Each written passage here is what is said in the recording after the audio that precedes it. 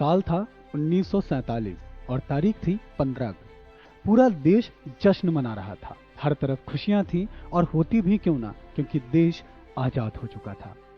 बरतानिया हुकूमत से भारत को आजादी मिल चुकी थी और आजादी के इस खास क्रम में साल दर साल बीतते गए और 2022 में जब हमने प्रवेश किया तो आजादी के 75 साल पूरे होने पर भारत ने आजादी का अमृत महोत्सव मनाया।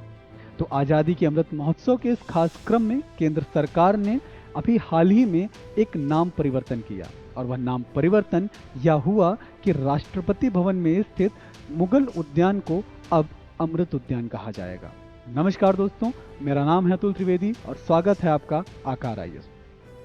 भारत में नाम परिवर्तन की परंपरा कोई नई नहीं है, इसका वास्ता काफी पुराना रहा है। आए दिनों में हमें खबरों में कहीं ना कहीं किसी जगह, किसी विरासत या किसी शहर का नाम परिवर्तन देखने या सुनने को मिल जाता है।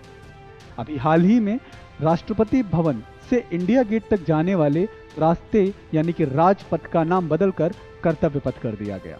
दिल्ली में स्थित औरंगजेब रोड का नाम बदलकर doctor APJ Abdul Kalam road कर दिया गया। इलाहाबाद का नाम बदलकर प्रयागराज कर दिया गया। तो वहीं लखनऊ में स्थित एकाना स्टेडियम का नाम बदलकर भारत रत्न अटल बिहारी वाजपेयी स्टेडियम कर दिया गया। और आज 31 जनवरी को भारत राष्ट्रपति भवन में स्थित मुगल उद्यान का नाम अब अमृत उद्यान कर दिया गया। बगीचे के बाहर लगे मुगल उद्यान नामक बोर्ड को दिल्ली नगर पालिका के द्वारा हटा दिया गया और वहां पर अमृत उद्यान का बोर्ड लगा दिया गया। तो आज के इस वीडियो में हम बात करेंगे अमृत उद्यान के इतिहास के बारे में। साल था 1911।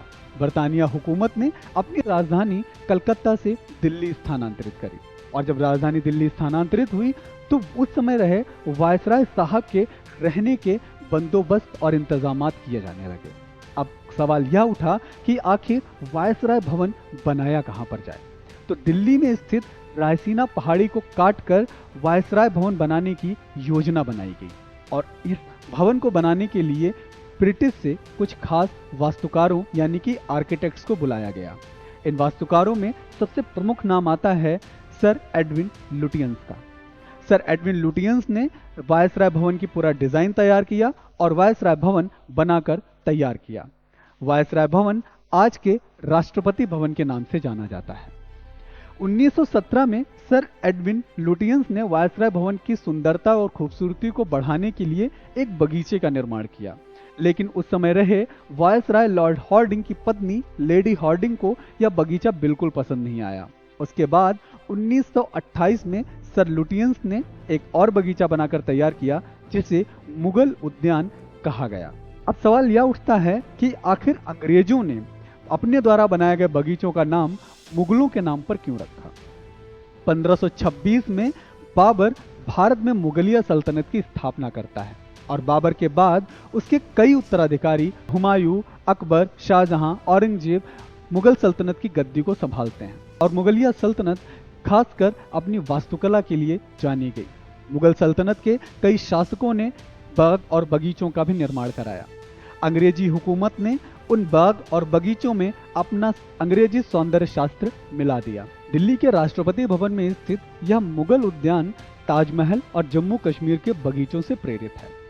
इस मुगल उद्यान को 4 भागों में बांटा गया है: वृत्ताकार बाग, चतुर्भुजाकार बाग, लंबा बाग और पर्दा बाग। ये 4 बाग जो हैं इस मुगल उद्यान की खास विशेषता को दर्शाते हैं। ब्रिटिश शासन में केवल कुछ खास लोगों को ही इस बगीचे के दीदार नसीब होते थे।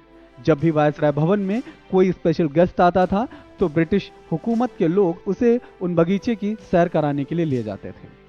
26 जनवरी 1950 को देश का संविधान लागू हुआ और भारत के पहले राष्ट्रपति के रूप में डॉक्टर राजेंद्र प्रसाद ने गद्दी संभाली और डॉक्टर राजेंद्र प्रसाद ने इस मुगल उद्यान को आम लोगों के लिए भी खोला। हर साल तब से लेकर के हर साल बसंत ऋतु में मुगल उद्यान आम लोगों के लिए भी खुलता है। तो अब 31 जनवरी से लेकर के 26 मार्च तक मुगल उद्यान आम लोगों के लिए खुला रहेगा और इस उद्यान में जाने के लिए जो एंट्री टाइम है वह सुबह 10 बजे से लेकर के शाम 4 बजे तक का रखा गया है। अगर आप दिल्ली में हैं और अमृत उद्यान की सैर करना चाहते हैं तो जाना बिल्कुल ना भूलें। 31 जनवरी से लेकर के 26 मार्च तक हमारा ये अमृत उद्यान अब आम लोगों के लिए भी खुला हुआ है।